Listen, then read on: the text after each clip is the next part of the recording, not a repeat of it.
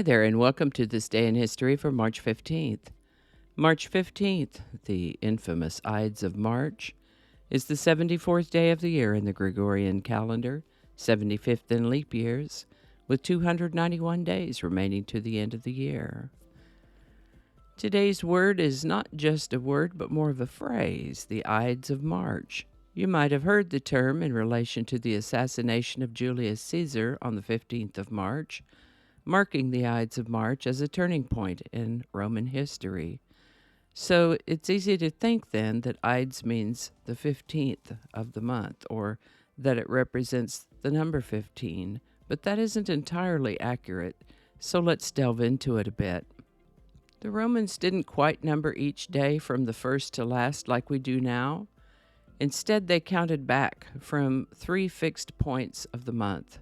You had the nones, which was the 8 days before the Ides, usually falling on the 5th or the 7th of the month.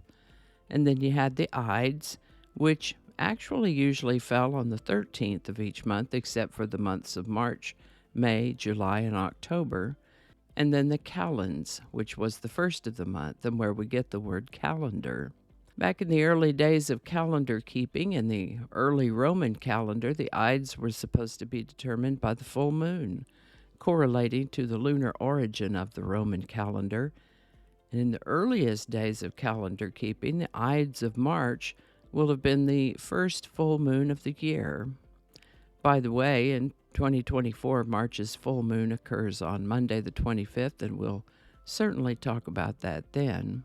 And while the Romans used this way of creating their calendars, marking the first of the month, the calends, and then counting back, the Greeks did not. So the Romans had a colloquial expression, an idiom of improbability that they liked to use, until the Greek calends, as a way of saying, yeah, that's never going to happen. Sort of like the modern day expression, when pigs fly. Back to the Ides of March, though. We know when March is, and the Ides is generally considered to be the middle day of a Roman month. So this is another case of the concept being much older than historical documentation of it, such that the first known use of the word is in the 1100s. Ides of March. Wasn't that fun? And remember, if you have a word you'd like to see in this Word of the Day segment, drop it in the comments. We'll take a look at it. And with that, Maine was admitted as the 23rd U.S. state on March 15, 1820. Maine was admitted as a free state as a result of the Missouri Compromise. Maine is the easternmost state in the United States, is the largest state in the region known as New England, and is the 12th smallest state overall, 9th least populated, 13th least densely populated, and the most rural. Augusta is Maine's capital, and Portland is Maine's largest city. The area comprising the state of Maine and the area around it has been inhabited by humans for thousands of years. It's thought that the Vikings very likely interacted with the Penobscot tribe as long ago as the 1200s. The first English settlement that tried to settle there back in the first decade of the 1600s had a hard time making a go of it due to the difficult climate and conflicts with the local indigenous people. Maine is known for its rocky, jagged Atlantic coastline, its mountains and forests. In fact, Maine's nicknames are the Pine Tree State, the Lumber State, and Vacation Land. Its motto is a Latin word that means I lead, I guide, or I direct. And Maine's slogan is, the way life should be. Maine's state bird is the black-capped chickadee. The state flower is the white pine-coned tassel, and the state tree is the white pine. Honeybee is the state insect. The state mammal is the moose. In addition, Maine is known for its wild, low-bush blueberries and lobster.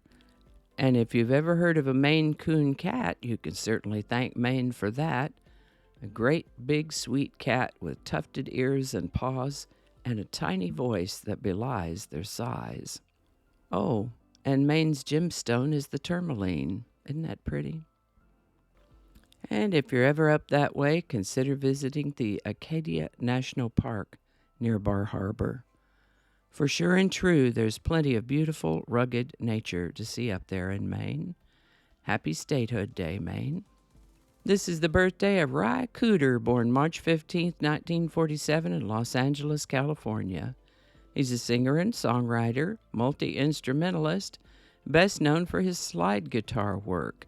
Over the course of his career, he's composed film scores, produced records, and collaborated with musicians all over the world, playing with such folks as John Lee Hooker, Taj Mahal, Gordon Lightfoot, Eric Clapton, the Rolling Stones, Van Morrison, Neil Young, Randy Newman, Linda Ronstadt, the Doobie Brothers, and Warren Zevon, just to name a few. Ry is a shortened form of his first name, Ryland. Ryland Peter Cooder is his full name. He began playing guitar when he was 3. He suffered an eye injury when he was 4 that caused him to lose that eye, and he has a glass eye on that one side ever since. He's been playing professionally since the 1960s, and once he'd played the banjo, he applied the technique from the banjo to his guitar playing. He's won a load of Grammy Awards, 2 honorary doctorates, a BBC Radio 2 Folk Lifetime Achievement Award, and the Monterey International Jazz Festival Spirit Award. I counted 17 solo albums, 4 compilation albums, some singles, and dozens of collaborations, soundtracks, and sets as a session musician. He also wrote a short story collection called Los Angeles Stories, published in 2011. Still alive and still working, Ry Cooder turned 77 in 2024. Ry Cooder. Now, last year we talked about a word, Julius Caesar, Andrew Jackson, a conspiracy, Maine, Lightning Hopkins, Ruth Bader Ginsburg, and a song. So if you'd like to see that episode, I'll leave a link for you. Today's song is Billy the Kid by Ry Cooder. This is a traditional cowboy ballad arranged by Ry Cooder. It appears on his second studio album, Into the Purple Valley, released in January of 1972. Billy the Kid. You ought to give it a listen. There is a link in the description. Alrighty, thank you so much for watching. Consider subscribing if you haven't already. Feel free to share this video with a link in your email, messaging, or social media. If you enjoy this series, you can check out the playlist that contains these videos. I'll put a link to that in the description. That description lives on YouTube, so for other platforms, I'll include a link to my blog page that's called No Really. You can also find me on Rumble, BitChute, and Odyssey. All those links in that description. Alrighty, that's all I can think of right now. Thanks again, and I'll see you next time.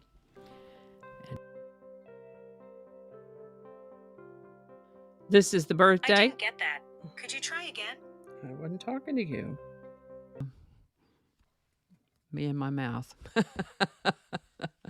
John, are you kidding me? Okay, hold on. We got to make that be quiet. You got to read the black part. Hi there, and welcome to This Day in History for, where's your microphone? Okay, we don't want to say the same thing twice. Get your microphone. What is it with you and this microphone? Okay, here we go. Okay, we are still recording. That's great. Okay. How about that? We'll have a lot to edit today. Cacophony is a sound. Cacophony is a noun that you got to read it the right way. Let's start over.